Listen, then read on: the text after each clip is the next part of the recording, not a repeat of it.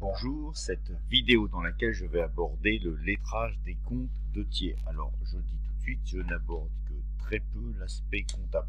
Éventuellement, dans une autre vidéo, là, je n'aborde seulement que la technique du lettrage. Alors, plusieurs cas sont possibles. Donc, ce sont que des exemples créés, qui vont me permettre d'aborder différentes situations que vous pourriez rencontrer dans le cadre du lettrage de comptes de tiers. Premier exemple.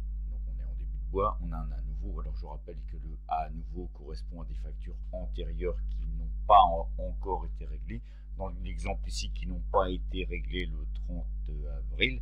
Donc on les reprend en A nouveau le 1er mai. Mais c'est des factures qui ne datent pas de mai, mais d'avant, par exemple d'avril. Donc un A nouveau donc, de facture non encore réglée le 1er mai de 1650,55. Le 5 mai, une nouvelle facture adressée au client de 612. Donc total solde dû après la facture du 5 mai, la nouveau qui restait du mois d'avril, plus la nouvelle facture du 5 mai. Au 5 mai, le client me doit 2262,90. Et le 7 mai, je reçois un chèque de mon client interligne d'un montant de 2262,90. Si vous regardez, vous avez ici un solde égal à 0. Donc ça veut dire si vous avez un solde égal à 0, que vous savez forcément quelque part un total débit qui est égal à un total crédit. Forcément, vous avez un lettrage à faire. Donc ici, ce chèque de 2262,90 correspond au paiement par ce client interligne de la facture de vente de 2262 et de la nouveau de 1650. Donc ça va ensemble. Alors lettrage A. Les logiciels de gestion comptable, ils mettent 3 caractères A. Donc j'aurais pu mettre ça par exemple. Ça ne change rien. A. Voilà. Mais ça ne change rien. Peu importe ce que vous faites, la logique elle est la même. C'est associer des sommes débitées, des sommes créditées. Savoir par exemple le règlement, qu'est-ce que je lui associe.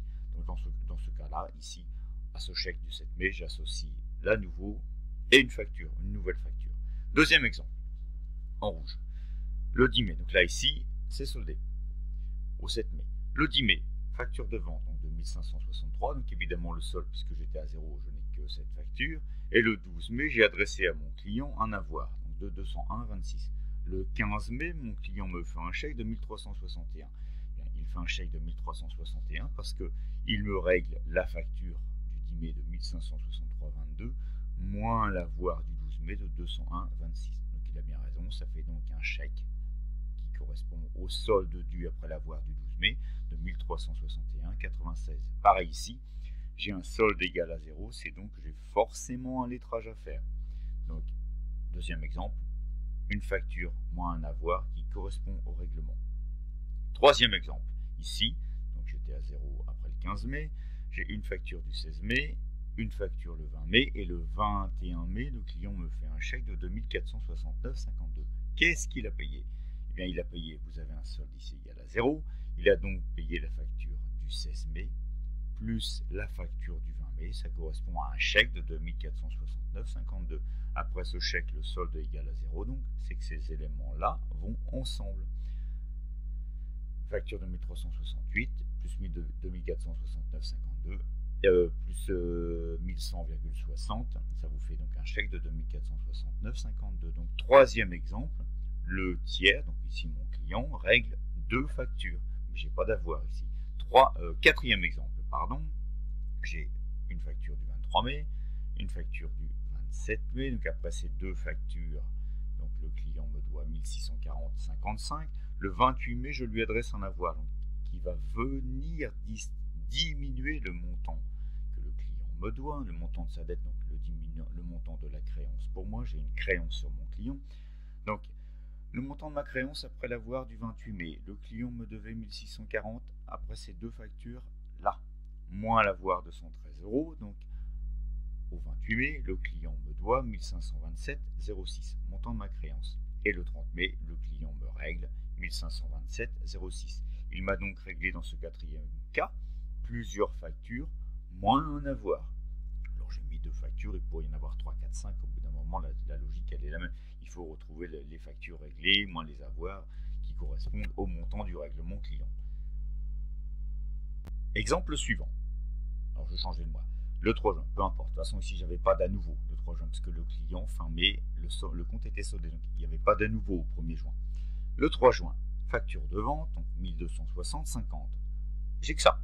Le client me règle le 6 juin un chèque de 1260. Qu'est-ce qui s'est passé? Le client n'a pas fait attention, il a arrondi la somme, peu importe. Au lieu de me verser les 1260,50 comme il me devait, il me règle 1260. Donc, le montant de l'erreur du client, ou que moi je pourrais faire en payant mon fournisseur, ça pourrait tout à fait être la même chose dans le sens inverse, il est inférieur à 1 euro. Vous imaginez bien qu'on ne va pas relancer le client en lui disant donc tu ne m'as pas payé 50 centimes.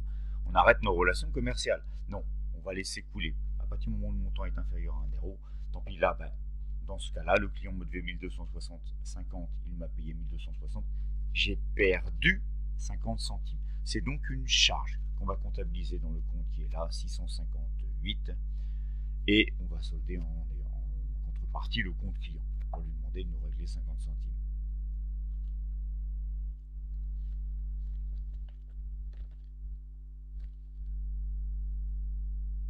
Le compte 658, charges diverses de gestion courante.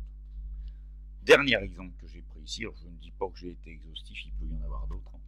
Donc dernier exemple, j'ai une facture, 1260,45. Alors ici, j'ai pas un solde de 1260,45 parce que n'oubliez pas que puisque je n'ai pas encore corrigé mon écriture, la compta client avec mon écriture comptable pour régulariser ces 50 centimes, sur cette facture-là, le client me doit toujours 50 centimes. C'est 1260,45 plus les 50 centimes. Le client me doit le 10 juin 1260,45. Ça, plus ça. Donc, j'ai reçu le 12 juin un chèque de 1260, pardon. Donc, quand vous regardez, ça pourrait coller. Mais si vous regardez ici, je fais la compta du client interligne. Et moi, j'ai mis le client interligue. Donc, quand j'ai fait mon écriture comptable, je me suis trompé de client. C'est pas le client interligne qui m'a réglé, mais c'est le client interligue. Donc, il faudra donc régulariser l'écriture comptable. Il faudra donc régulariser l'écriture comptable en modifiant les deux comptes clients, puisque c'est le client interligue qui m'a réglé et pas le client interligne qui lui me doit toujours le montant de la facture 1260,45. Donc évidemment pas de lettrage puisque cette facture là ne va pas avec le chèque là puisque c'est pas le bon client. Alors peut-être que le client interligne m'a réglé et que j'ai saisi le chèque d'interligne dans le compte du client interligue et que j'ai saisi le chèque du client interligue dans le compte du client interligne. Régularisation par écriture comptable, mais que je n'aborde pas ici. Donc je ne dis pas que j'ai abordé toutes les situations que vous pouvez rencontrer. Alors c'est vrai que dans les exemples que j'ai pris, tout se suit. Là par exemple, vous avez les deux factures. Pour être tout à fait ici, donc par ce chèque-là, le client aurait pu régler cette facture-là, mais une facture qui était là. Là c'est facile, tout se suit. Donc des fois il faut chercher un petit peu quand même. Parce que vous pouvez avoir une facture au début du compte et puis une facture un peu plus loin avec un règlement un peu plus loin. Tout dépend de le client, comment il vous règle. Alors, pour conclure, le lettrage. Le lettrage, ça va donc vous servir à rapprocher des sommes à la fois débitées et créditées. Donc, des sommes à la fois en emploi et en ressources, je vous rappelle. Donc on a au moins une somme au débit et une somme au crédit. Ça correspond voilà, à cet exemple-là. J'ai la facture, j'ai le règlement. C'est le cas le plus simple que vous pouvez trouver. Donc, ça va vous servir à vérifier que vos clients vous ont payé et que vous, quand vous faites la vérification des comptes de fournisseurs, que vous avez réglé vos fournisseurs, que vous n'êtes pas en retard de paiement.